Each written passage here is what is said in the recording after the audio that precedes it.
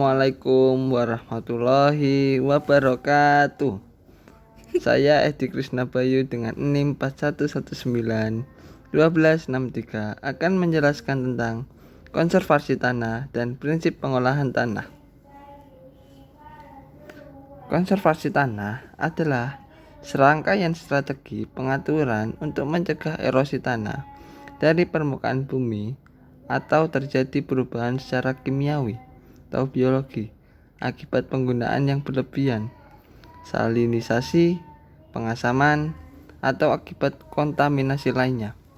Strategi yang biasanya dipakai yaitu pemilihan vegetasi penutup lahan. Ada beberapa metode konservasi tanah. 1. Metode vegetatif. Metode vegetatif merupakan penggunaan tanaman dan tumbuhan atau bagian-bagian tumbuhan atau sisa-sisa untuk mengurangi daya tumbuh butir hujan yang jatuh, mengurangi kecepatan dan jumlah aliran permukaan yang pada akhirnya mengurangi erosi tanah. Metode mekanik. Metode mekanik adalah perlakuan fisik mekanis yang diberikan terhadap pembuatan bangunan untuk mengurangi aliran permukaan dan erosi dan meningkatkan kemampuan penggunaan tanah. Metode mekanik dalam konservasi tanah berfungsi untuk memperlambat aliran permukaan, menampung dan menyalurkan aliran permukaan dengan kekuatan yang tidak merusak, memperbaiki atau memperbesar infiltrasi air ke dalam tanah, dan memperbaiki aerasi tanah dan penyediaan air bagi tanaman.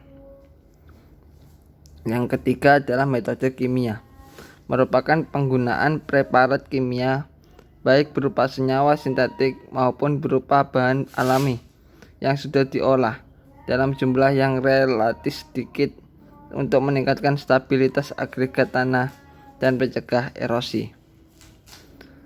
Selanjutnya adalah pengolahan lahan berkelanjutan. Pengolahan tanah secara berkelanjutan atau Sustainable Soil Management atau yang disingkat SSM merupakan salah satu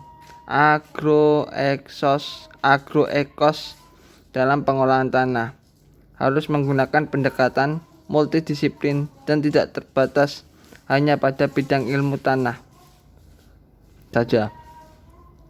Ada 3 aspek sistem pengolahan tanah secara berkelanjutan yang selanjutnya disebut sebagai 3 pilar. 1. Aspek biofisik. Pengolahan tanah berkelanjutan yang memelihara dan meningkatkan kondisi fisik dan biologi tanah untuk produksi tanaman dan keragaman hayati, biodiversity. 2. Aspek sosial budaya. Pengolahan tanah berkelanjutan harus cocok atau sesuai dengan kebutuhan manusia baik secara sosial dan budaya pada tingkatan nasional dan regional. Yang ketiga, aspek ekonomi. Pengolahan tanah berkelanjutan harus mencakup semua biaya penggunaan lahan karena semua tindakan penggunaan lahan dalam pengolahan tanah merupakan input biaya produksi yang harus dipertimbangkan. Selanjutnya adalah manajemen pengolahan tanah atau soil management memiliki dampak yang besar terhadap air hujan dan infiltrasi. Jadi 2 aspek penting dalam pengolahan tanah adalah melindungi permukaan tanah dari dampak hujan dan memperbaiki struktur tanah dengan penambahan organik. Sekian presentasi dari saya. Wassalamualaikum warahmatullahi wabarakatuh.